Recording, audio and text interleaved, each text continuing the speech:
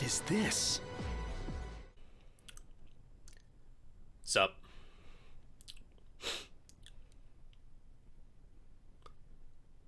It's all about that fog, huh? Pretty crazy.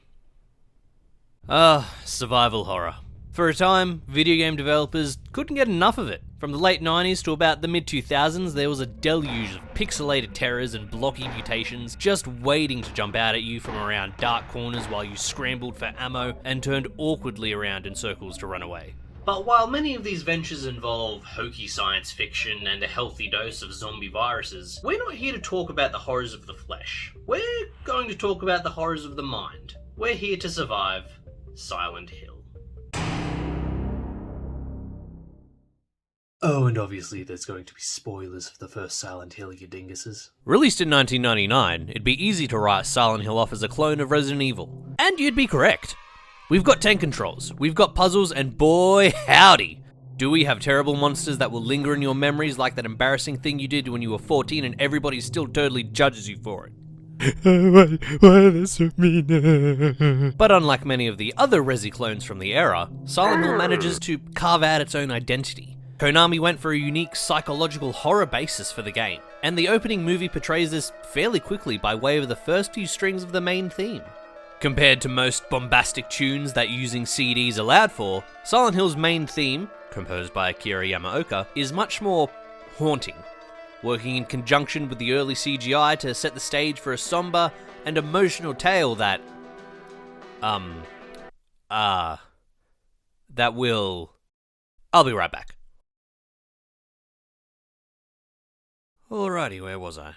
Oh yes, the identity. After cycling through some of the characters we'll meet along our magical journey, such as Fish-Face Man, obviously not Evil Lady, Gone Girl, and Domestic Quarrel, we are shown the setup for the story. Harry Mason, Fish-Face Man, crashes his car, and in the process loses his young daughter Cheryl. Understandably distraught, Harry sets out to find her. As soon as you gain control of Harry, it's clear that something is amiss. Most obvious of which is the fog, which causes you to lose sight only a few meters in front of you. Now, normally, running across the street while you can't see isn't recommended, but these streets are approximately as wide as your mum, and I've spent most of my life being unable to see anyway, so it's fine. This might be pretty common knowledge, but I think it's still worth mentioning how the iconic fog of Silent Hill is because this game was made for the PS1, and therefore had the processing power of a potato strapped to a battery. So the fog was both a clever way to mask the limited power of the console loading the world in, and also create an iconic and disturbing atmosphere. Personally, I think it's this sort of technical scrappiness and ingenuity that gives a lot of these early 3D games their charm, and is a big reason why they're remembered fondly, despite the many strides forward gaming has made over the past 20 years. Speaking of things that have changed over the past 20 years, I had to rewire my brain to learn how to control this game. Chasing some apparitions that appear in the fog, you're guided through a small part of the ghost town, eventually coming to an alleyway, on the other side of which is a big bloody mess. Lovely! This is imagery that you will likely become accustomed to in Silent Hill, which I can't imagine really helps with the property values. Which, if you're like me and living in Australia, might even be a good thing. Look, alright, I'm not saying that we should go around and leave mutilated flesh all over the place. I'm just saying it might help some of us own a home. Continue down the alley to encounter what may be the single most vomit-inducing camera swing I've ever encountered in my entire life. As you run further in, the atmosphere begins to change. What was once mysterious and eerie becomes dark and suffocating, showing the true horror that has taken a hold of this town. The soundtrack changes, becoming industrial and loud, mixed with air sirens in the distance. The alley culminates with an even more extreme sight compared to before. A body, half stripped of flesh and bound in barbed wire. As this is a game from 1999, however, this horror is almost immediately undercut by Harry's entirely too subdued observation of this. What is this? What's going on here? Along with his immediate death at the hands of a group of youths with knives, which must occur to continue the story. Avocado fun fact. In the PAL and NTSCJ, Japanese releases of this game, the enemies in this scene are entirely different due to the worry that they looked too much like children, and later in the game you're able to kill them. This wasn't a problem in the US, however, because of not gonna write a joke about that one. Despite getting shivered by an inner city gang, Harry, fully completing his transformation into Fish-Faced Man, wakes up in a diner, which introduces us to Sybil, a police officer who looks at Harry like they're in a 90s sitcom, and not trapped in the psychological hell of a little girl. After some painfully slow back and forth, Sybil decides to help Harry find Oh wait, no she doesn't! She just gives him a gun. For free. And then leaves. But not before telling Harry to not go blasting Sybil by mistake. Epic foreshadowing. One of my personal favourite things in this game is how generic some of the item names are. For example, inside the diner you can find a health drink. What is that? An energy drink? Is it the Manshake? I'm Adam McDougall. Did you know the Manshake 9 times more addictive than cocaine? Harry, is it just a bottle of pills that you take in one gulp? You can tell us, Harry, this is a safe space for everyone.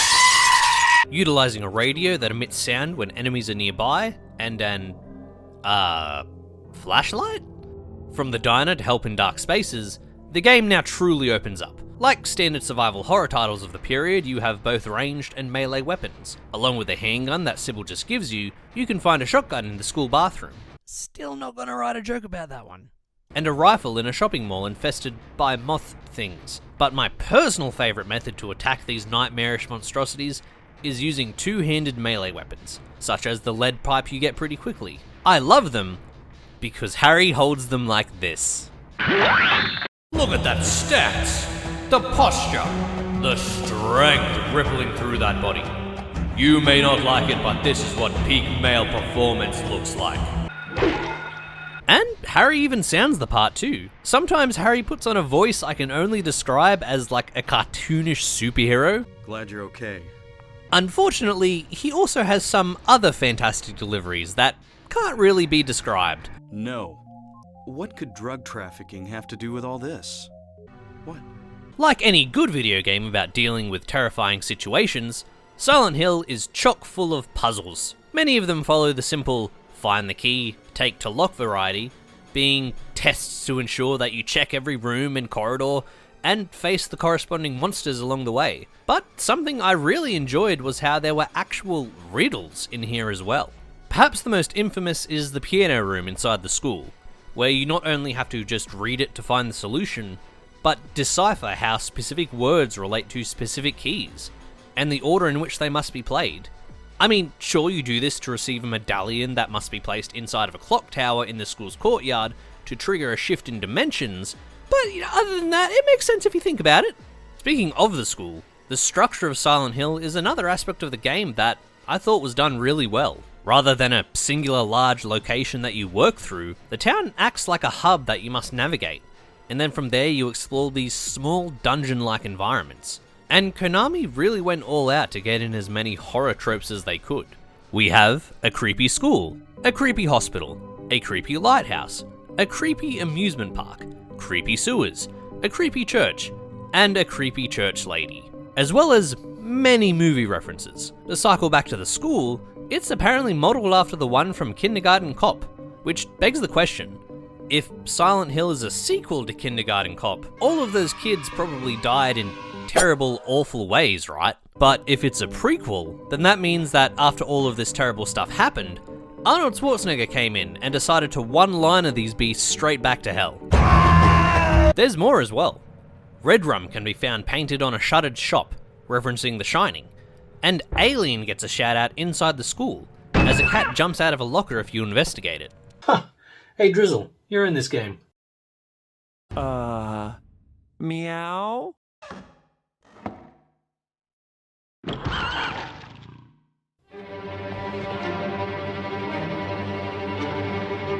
What?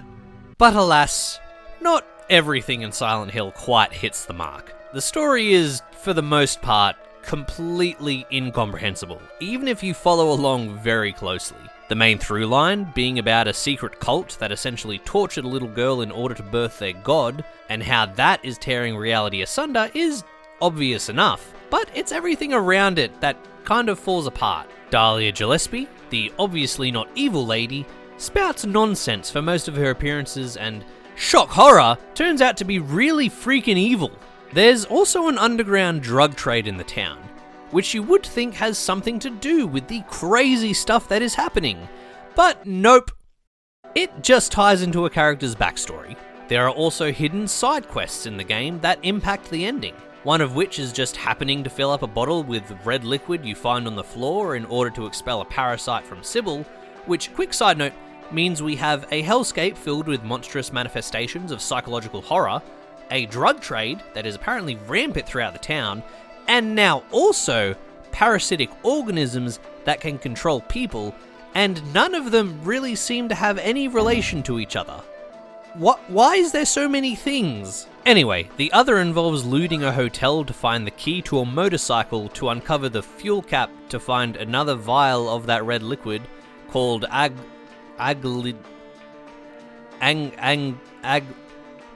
the red stuff, which is promptly taken by Dr. Kaufman, who totally isn't evil either. Spoiler alert, he is, and then he gets dragged down to hell by a nurse who was dead the whole time. Whee! There are also boss battles. Honestly, these events are so boring that they're barely worth mentioning at all, unlike the general enemy monsters. Look at that dog jump.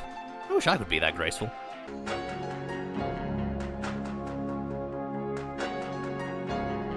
Let go of me, child! Whew, boy, that's been quite a few scares for me today. It's given me some rumblies in my tumblies. I've got to go take care of that.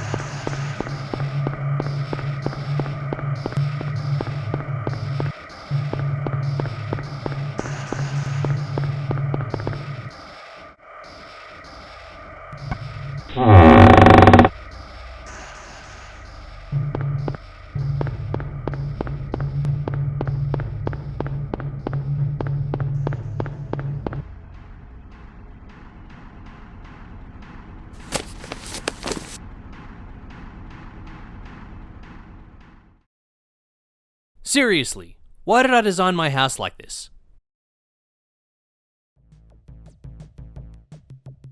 Hey guys, Avocado here. Hope you enjoyed the video.